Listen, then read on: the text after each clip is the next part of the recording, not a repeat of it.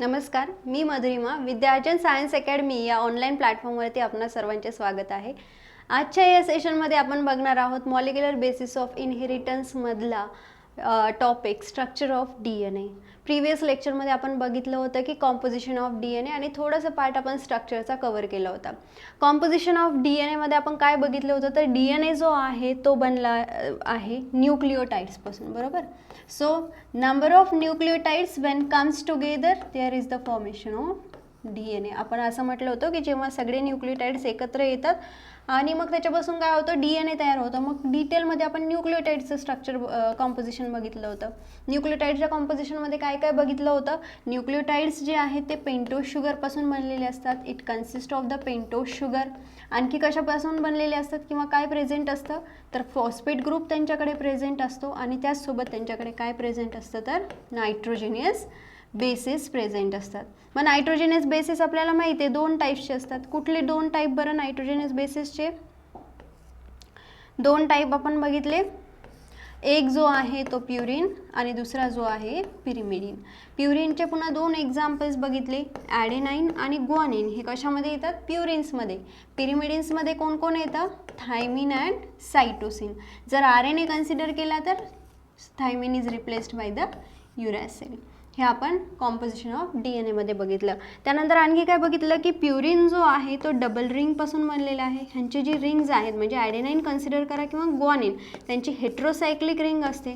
म्हणजे एक जी आहे हेक्झागोनल आणि दुसरी जी आहे ती पेंटागोनल रिंग असते. म्हणजे ह्या दोन रिंग झाल्या म्हणजेच ही काय आहे हेट्रोसायक्लिक रिंग किंवा डबल रिंग. आणि हा जो आहे पिरिमिडिन तो सिंगल रिंगपासून बनलेला आहे. सो हे सगळ्या गोष्टी आपण कशामध्ये बघितल्या त्या प्रिव्हियस लेक्चर्समध्ये in the composition of DNA. आणि समवॉट पार्ट जो आहे तो आपण स्ट्रक्चर ऑफ DNA कन्सिडर केला होता. आता आज ह्या लेक्चरमध्ये आपण डिटेलमध्ये डिस्कस करणार आहे की DNAचं एक्झॅक्टली स्ट्रक्चर कसं फॉर्म झालेलं आहे, या सर्व गोष्टी इथे बघणार आहोत. So in the molecular basis of inheritance we are going to discuss about the structure of DNA. And first of all we are considering in the structure of DNA the James Watson आणि Francis क्रिक हे दोन scientist होते ज्यांनी DNAचं structure जे आहे ते propose केलं होतं. आणि त्यामध्ये त्यांनी सांगितलं होतं की DNA consist of the to strands which are helically coiled. दोन स्ट्रँड्स आहेत त्याच्यामध्ये जे की एकमेकांसोबत काय आहेत हेलिकली कॉइल्ड. हेलिकली कॉइल्ड म्हणजे अशा टाईपमध्ये काय आहेत तर त्यांचे DNAचे स्ट्रँड्स आहेत. याला आपण म्हणतो हेलिकली वाइंड स्ट्रँड्स. हे कोणी सांगितलं होतं स्ट्रक्चर? दोन सायंटिस्ट होते, वॅटसन आणि क्रिक. कधी सांगितलं होतं? 1953 मध्ये. ठीक आहे. So the double helix is the right handed and is referred to be as the B form of the B DNA and is the most common model.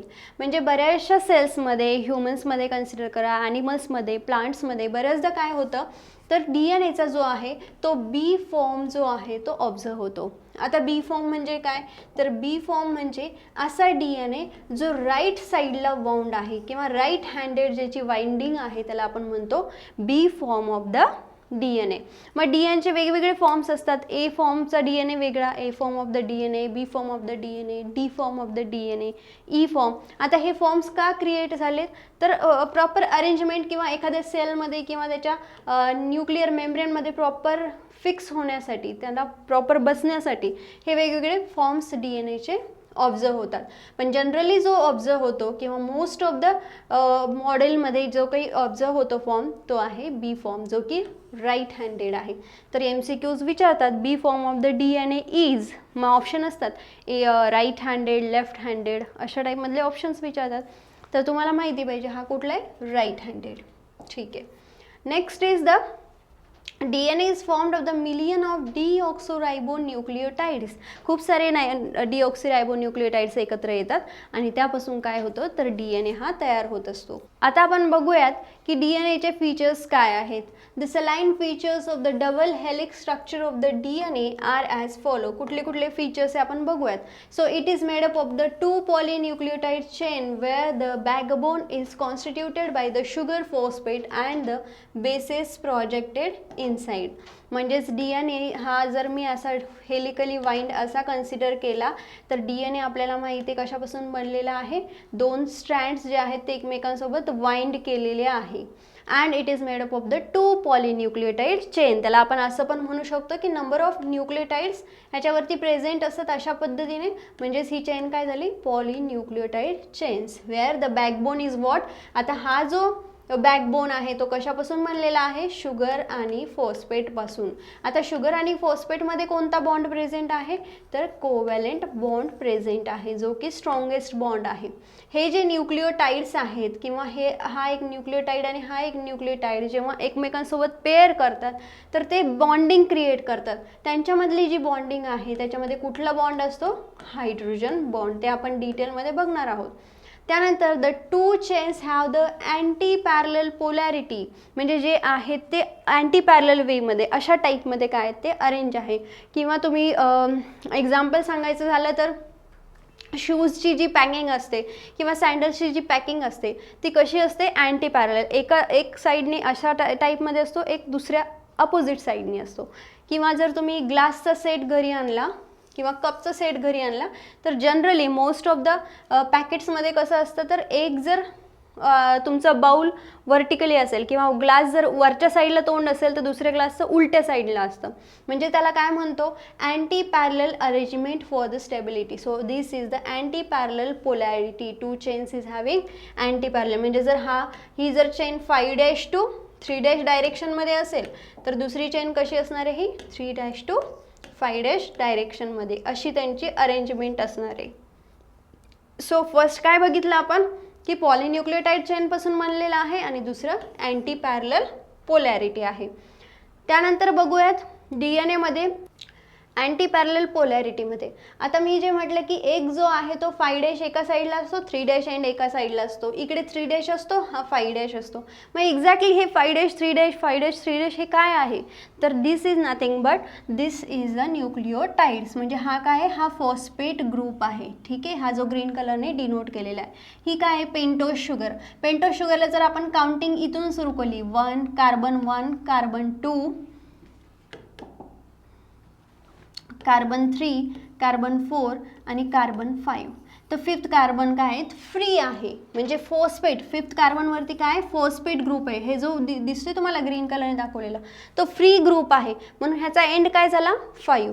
म्हणजे ह्याची जे रोटेशन आहे ते अशा टाईपमध्ये झालं. ठीक आहे, अशा टाईपमध्ये रोटेशन झालं. सिमिलरली इथे पण काय, हा कार्बन 1 आहे, कार्बन 2 आहे, कार्बन 3 कार्बन 4 आणि कार्बन 5.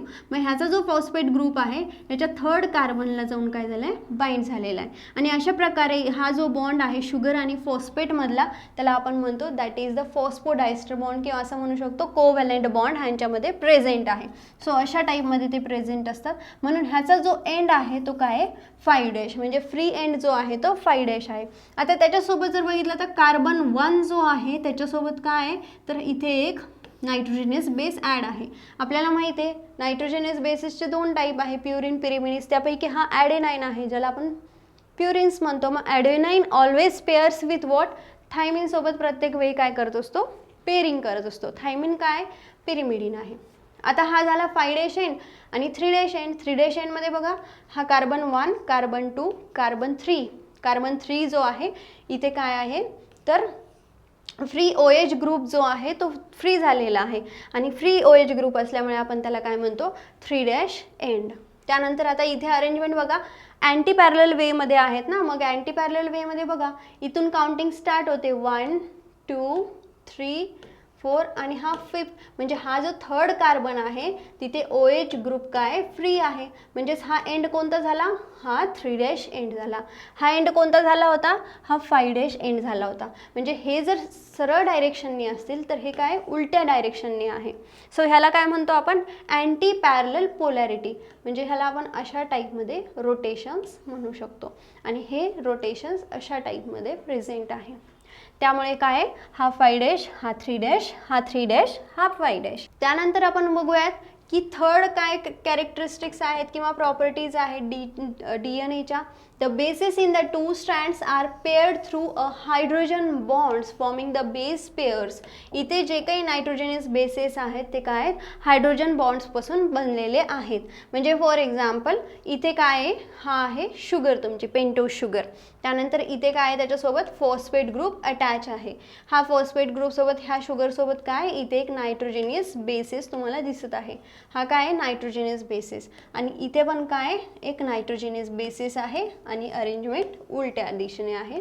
सो ही शुगर आणि हा फॉस्फेट ग्रुप. आता या दोघांच्यामध्ये जे काही बॉन्ड्स क्रिएट होतात तर ते किती बॉन्ड्स क्रिएट होतात, 3 बॉन्ड्स क्रिएट होतात. कोणामध्ये, ग्वानिन आणि सायटोसिनमध्ये. सो हे जे 3 बॉन्ड्स क्रिएट झालेले आहेत ते 3 बॉन्ड्स कशाचे आहेत, हायड्रोजनचे आहेत. आणि हे इथे ॲडेनाइन आणि थायमिन हे दोघं एकमेकांसोबत पेअरिंग करतात. किती हायड्रोजनचे बॉन्ड्स क्रिएट होतात, 2 hydrogen bonds is getting created over there. म्हणजे सिम्पली मी असं म्हणू शकते की guanine always pairs with the cytosine. Guanine हा प्रत्येक वेळी कोणासोबत पेअरिंग करतो, सायटोसिन सोबत. किंवा सायटोसिन हा प्रत्येक वेळी कोणासोबत पेअरिंग करतो, ग्वानिन सोबत. पण जर इन केस एखादं म्युटेशन झालं आणि ग्वानिनने जर थायमिन सोबत पेअरिंग केली तर ह्या पेअरिंगला आपण म्हणतो मिस पेअरिंग. पण जनरली अशा टाईपच्या पेअरिंग्स ऑब्झर्व होत नाही अनलेस अँड अनटिल म्युटेशन होत नाही. त्यानंतर adenine is always pairs with thymine. Adenine हा प्रत्येक वेळी कोणासोबत पेअरिंग करतो, थायमिन. किंवा थायमिन प्रत्येक वेळी कोणासोबत पेअरिंग करतो, ॲडेनाइन. ॲडेनाइन आणि थायमिनमध्ये किती बॉन्ड्स आहेत, तर 2 हायड्रोजन बॉन्ड्स आहे.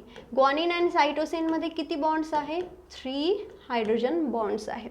So guanine is bounded with the cytosine with the 3 hydrogen and adenine forms 2 hydrogen bonds with the thiamine. So as a result purine always comes opposite to the pyrimidine. आता ह्याच्यावरून तुम्हाला लक्षात आलं असेल, guanine काय, purine आहे. Cytosine काय, pyrimidine आहे. ॲडेनाइन काय, प्युरिन आहे. थायमिन काय, पिरिमिडिन. म्हणजे प्युरिन हा प्रत्येक वेळी कोणासोबत पेअरिंग करतोय, पिरिमिडिन सोबत पेअरिंग करतोय. ठीक आहे, हा इथे डायग्रामॅटिकली तुम्हाला लक्षात येत असेल. त्यानंतर नेक्स्ट कॅरेक्टरिस्टिक्स काय, the 2 chains are coiled in the right handed fashion. म्हणजेच हा कोणता फॉर्म आहे, तर मगाशीच आपण बघितलं हा बी फॉर्म आहे, कारण की हा राईट हँडेड फॅशनमध्ये आहे. Now the pitch of the helix is the 3.4 nanometer and there are the roughly 10 base pairs in each turn. आता 3.4 नॅनोमीटर म्हणजेच एका टर्नमध्ये प्रेझेंट आहे. मग हा एक टर्न कसा कन्सिडर करायचा आहे, तर हे बघा इथून स्टार्ट होतो हा टर्न, तर हा इथे कंप्लीट होतो. म्हणजे इतकी जी लेंथ झाली ही काय झाली, 3.4 नॅनोमीटर. म्हणजेच the pitch of the helix is the 3.4 nanometer and there are रफली हाऊ मच बेस पेअर्स. मग रफली आपण काउंट केलं तर किती बेस पेअर्स आहे, हा झाली 1 बेस पेअर, 2 3 4 5 6 7 8 9 आणि 10. म्हणजे हा जो 3.4 नॅनोमीटरचा एक जो कर्व आहे त्या एका कर्व्समध्ये किती बेस पेअर्स आहेत, तर जनरली 10 बेस पेअर्स तिथे प्रेझेंट असतात. त्यानंतर the distance between the 2 successive base pairs is. आता जर 2 बेस पेअर तुम्ही कन्सिडर केल्या, म्हणजे ही आणि ही 2 बेस पेअर कन्सिडर केल्या, किंवा 9th आणि 10th नंबरची बेस पेअर कन्सिडर केली. Now in the helix is approximately equal to the 0.3 nanometre. म्हणजेच ह्याच्यावरूनही आपण काढू शकतो की 2 बेस पेअर मधला डिफरन्स किती आहे, 3.4 नॅनोमीटर. किती डिस्टन्स आहे, 3.4 नॅनोमीटर. आणि 10चं किती होईल, इंटू 10 तुम्ही मल्टिप्लाय करून हे अशा टाईपमध्ये काढू शकतात, 3.4. So 10 nucleotide base pairs are present in the turn of DNA helix. Next characteristics बघूया. The plane of 1 base pair stacks over the other in the double helix. एक बेस पेअर जी आहे ती दुसऱ्या बेस पेअर्सवरती अशी स्टॅकिंग केलेली असते. अशा टाईपमध्ये त्यांची अरेंजमेंट असते, त्याला आपण स्टॅकिंग म्हणतो, एकावरती एक. So stacks over the other in the double helix. तुम्हाला आठवत असेल जेव्हा मायटोकॉन्ड्रिया आपण स्टडी करतो, किंवा जेव्हा आपण क्लोरोप्लास्ट स्टडी करतो तर क्लोरोप्लास्टमध्ये पण आपण काय बघितलेले स्टॅक्स, म्हणजे एकावरती दुसरे काय असणार आहे स्टॅक्स असणार आहे. So the one base pair stacks over the other in the double helix and this in addition to the hydrogen bond confers the stability of the helical structure. आता ही मिडलची डायग्राम तुम्ही बघा, ही कशाची आहे तर हा आहे थायमिन, हा पेअरिंग करतो ॲडेनाईन सोबत 2 बॉन्डनी, हा आहे ग्वानिन 3 हायड्रोजन बॉन्डनी सायटोसिन सोबत पेअरिंग करतात. पण ते एकमेकांवरती कसे आहेत स्टॅकने प्रेझेंट आहे. म्हणजे हा जर एवढा पार्ट आहे, हा पूर्ण पार्ट कशाचा आहे तर हा बॅकबोन आहे डीएनएचा, जो स्ट्रँडमध्ये प्रेझेंट असतो. आणि त्या 2 स्ट्रँडच्या आतमध्ये कोणता पार्ट प्रेझेंट असतो तर हा बिटवीन, म्हणजे नायट्रोजनस बेसेस आणि त्यांचे बॉन्डिंग्स हे मध्ये प्रेझेंट असतात. आता ह्या डायग्राममध्ये बघा कलरफुल तुम्हाला दिसतंय, these are the stacks which is present one over the other. अशा टाईपमध्ये त्यांचे अरेंजमेंट असते. हा एक बेस पेअर, हा एक न्यूक्लिओटाईड, हा एक न्यूक्लिओटाईड. जर मी ह्याला थायमिन कन्सिडर केलं तर हा ॲडेनाईन, अशा टाईपमध्ये त्यांची अरेंजमेंट असते. सो तेच ह्या डायग्राममध्ये दाखवलेलं आहे. नाव DNA is a double helix, अशा टाईपमध्ये काय आहे तर हे DNAचं स्ट्रक्चर आहे. आणि आत्ताच आपण बघितल्याप्रमाणे काय एका टर्नमध्ये एका टर्नचं डिस्टन्स किती आहे 3.4 नॅनोमीटर, एका बेस पेअरमधलं डिस्टन्स काय आहे 0.34 नॅनोमीटर. आता हा जो ग्रूव आहे ह्याला आपण म्हणतो मायनर ग्रूव, म्हणजे हा छोटासा ग्रूव आहे ना त्यामुळे ह्याला मायनर म्हणतो. आणि हा जो डीपर ग्रूव आहे त्याला आपण म्हणतो मेजर ग्रूव. सो हे 2 पॉईंट्स लक्षात ठेवा, मायनर आणि मेजर ग्रूव. जर आलं की draw a well label diagram of the DNA, तर तुम्हाला हेही डायग्राममध्ये लेबल करायचं आहे, मायनर ग्रूव कुठला आहे, मेजर ग्रूव कुठला आहे. सो अशा प्रकारे आपण DNAचं स्ट्रक्चर बघितलं आहे. DNAच्या स्ट्रक्चरमध्ये आपण बघितलं आहे बी फॉर्म ऑफ द DNA आहे, त्यानंतर ते राईट हँडेडमध्ये प्रेझेंट असतात. G आणि C, G is always pairs with the C having the 3 hydrogen bonds. A हा प्रत्येक वेळी T सोबत अरेंज असतो, 2 हायड्रोजन बॉन्ड्स असतात, जे 2 स्ट्रँड्स आहेत जे शुगर फॉस्फेट बॅकबोनपासून बनलेले आहेत आणि ते हेलिकली अँटी पॅरलल वेमध्ये प्रेझेंट आहे, हेलिकली वाइंड आहे आणि अँटी पॅरलल वेमध्ये प्रेझेंट आहे. एकाचं डायरेक्शन 5'3' एंड असेल तर दुसऱ्याचं 3'5' एंड असेल. सो अशा प्रकारे आपण डिटेल स्ट्रक्चर बघितलं. आता बोलूयात MCQज सेक्शनवरती. आता MCQजमध्ये फर्स्ट MCQज बघा, DNA double helix the right handed is, कुठला फॉर्म जो आहे तो राईट हँडेड आहे DNAच्या डबल हेलिक्समध्ये. ऑप्शन आहे D form, B form, Z form and X form.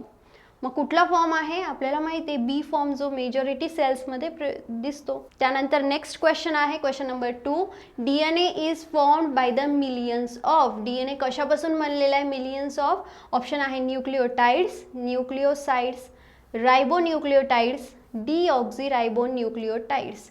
So आपल्याला माहिती आहे की DNA कशापासून बनलेला आहे रायबोन्यूक्लिओटाइड्स, कारण की आपण DNAचा फुल फॉर्मच काय डीऑक्सी. आता इथे न्यूक्लिओटाइड्स का नाही म्हटलं, कारण मोर स्पेसिफिक आन्सर मिळाले ना आपल्याला. इथे जिथे मोर स्पेसिफिक आन्सर आहे त्यालाच टिक मार्क करत जा. न्यूक्लिओटाइड्स तर आहेच आहे, पण इथे पर्टिक्युलरली त्यांनी डीऑक्झीरायबोन्यूक्लिओटाइड सांगितलं, म्हणजे most appropriate answer is the option number 4. त्यानंतर third question, DNA duplex has the 2 strands with a diameter of. DNA ड्युप्लेक्समध्ये 2 strands आहेत ज्यांचं डायमीटर डॅश डॅश आहे. किती डायमीटर आहे आता इकडे लक्ष द्या. DNAचा हा जर मी एक स्ट्रँड कन्सिडर केला आणि हा एक स्ट्रँड कन्सिडर केला, तर ह्या स्ट्रँडचं त्यांनी डायमीटर विचारलं आहे. सो ह्या स्ट्रँडचं डायमीटर आहे 20 अँगस्ट्रॅन. हे बघा, सो हे जे डायमीटर आहे ते किती आहे 20 angstrom. So thank you so much. तुम्हाला जर हे लेक्चर आवडलं असेल तर नक्की सबस्क्राईब करायला विसरू नका आणि आमच्या टेलिग्राम चॅनलला जरूर जॉईन करा फर्दर व्हिडिओसाठी. थँक्यू.